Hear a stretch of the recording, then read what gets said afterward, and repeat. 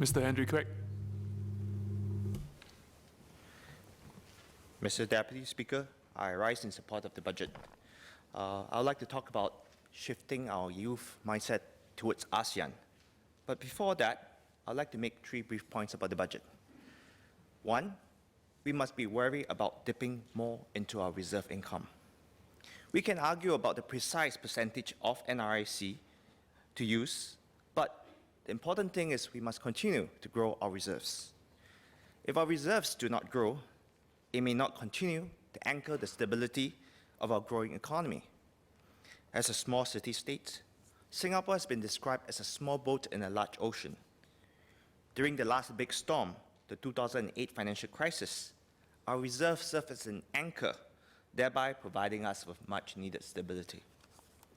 Recently, some has commented that our reserve has already gotten too much and we can afford to spend a little bit more of our reserve income.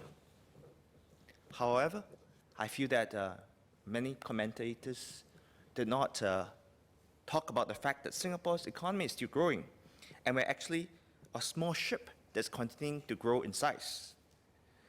With geographical uncertainty and the rolling back of financial regulations in the US, the only certainty is that bigger and larger financial storms will eventually come to our shores. So if our reserve fail to keep up with our growing economy, maybe not at the next crisis, but a few crises down the road, our reserves may not be of a sufficient size to anchor the bigger Singapore economy then. And if Singapore flounders, who will save us? IMF or World Bank? Even if they do, at what cost, especially for the average Singaporean? Therefore, we must be wary of the serious implication of not growing our reserves. My second point is that our government must actively help our seniors to monetize their assets to pay for retirement.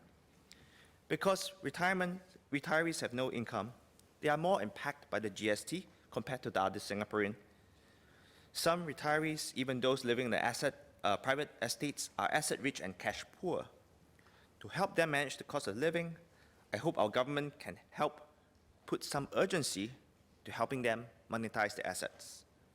I've spoken about this issue in depth during the recent February parliamentary motion on senior policy. Therefore, I hope the government can continue to actively ensure that such options exist in Singapore, either through reverse mortgage of larger flats and private estates, or through specialized reverse mortgage funds like those done in France. Third, I hope we can all recognize that ITMs are a long-term economic transformation plan and not push for immediate results, especially in terms of economic output numbers. Recently, some commentators have spoke about the effectiveness of the ITM. But I would like to point out that any major economic transformation needs at least 3 to 5 years before it's fully illustrated and flows into the economic numbers, especially economic output numbers. Let me illustrate.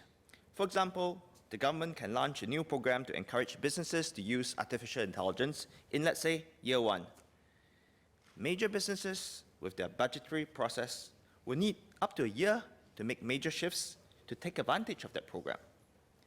The efforts of the business will also take time to impact the bottom line. After the bottom line is made, it would still take many more months, even 1 to 2 years, before the improvements are reflected in any company's audited accounts. And then more time is needed before the numbers are finally submitted to ACRA and to our Department of Statistics. That is why we need 3 to 5 years before we can fully comment on the effectiveness of programs in terms of economic output numbers, whether it's GDP or value added per worker or productivity numbers.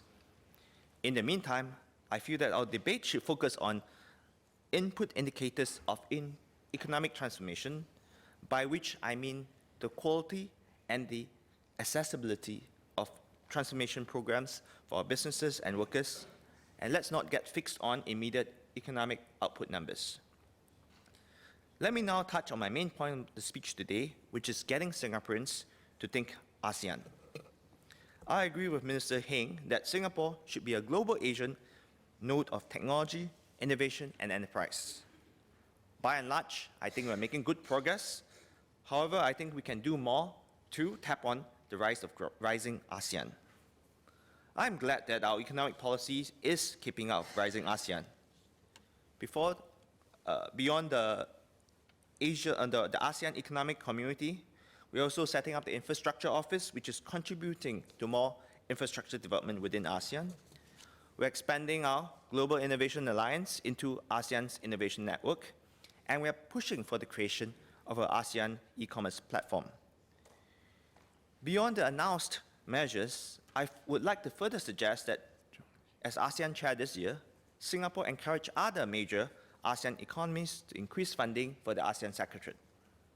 A stronger Secretariat will improve ASEAN's ability to track and execute various commitments so as to unlock the full potential of the agreed measures.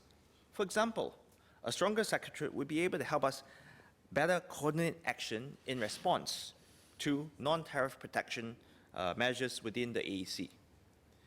I'm also heartened to see the strengthening of talent development programs. This includes PCP for Southeast Asia Ready Talent, Skills Future ASEAN Leadership Program, Go ASEAN Award, Young Talent Program, and Infrastructure Development Internships. I hope that if these programs prove successful, the government can quickly scale them up. The creation of Enterprise Singapore, as well as the rollout of more programs to support companies internationalize, will strengthen efforts.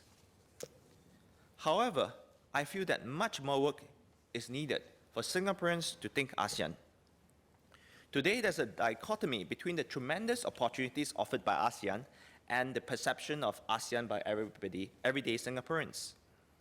Many Singaporeans I speak to associate our neighboring countries with affordable holiday destinations or places where they go abroad to do community service. In fact, many Singaporeans assume that many parts of ASEAN are a backward region and will stay so for a long time. But many parts of ASEAN are growing quickly, and these assumptions are no longer true. As such, it is very important for us to change the mindset, especially among our youth. After all, while our government and our companies are more involved in ASEAN, the full benefits can truly be realized if our Singaporeans are personally involved in the opportunities. So I would like to propose 5 ways we can encourage our people, especially our youth and PMETs, to see the possibilities in ASEAN. 1, we could shift the balance of tertiary education internships, study trips, and exchange programs towards developing countries, especially ASEAN.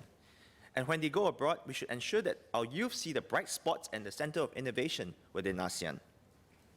2, we can promote exchanges between student leaders. As a young Singaporean studying in the US many years ago, I was deeply involved in the largest student leader exchange between US and China. That allowed me to understand that lifelong friendships can be forged over time if the program is executed well. There's scope to do such a program, linking the future leaders of Singapore with that of our neighboring ASEAN countries. 3, we should encourage more interactions between our students and the officials from ASEAN countries who are currently studying in Singapore.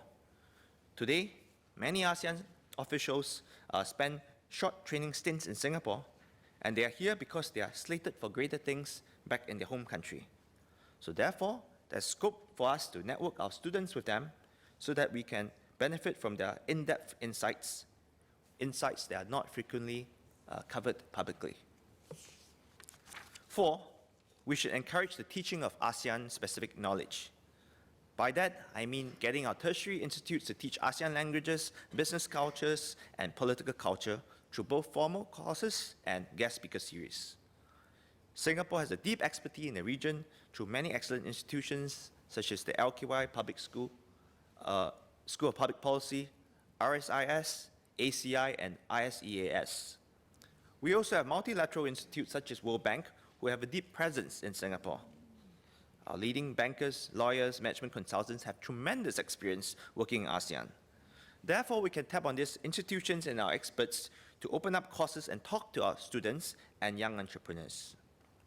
My last recommendation is to create an annual Business ASEAN conference much like the successful Business China Conference series, which put an annual spotlight on the exciting developments in ASEAN. The goal of all this is to get our people to think ASEAN. If we can use our year as ASEAN chair to start this mindset shift, the opportunities for Singapore and Singaporeans will naturally follow. With that, Mr. Deputy Speaker, I support the budget. Thank you.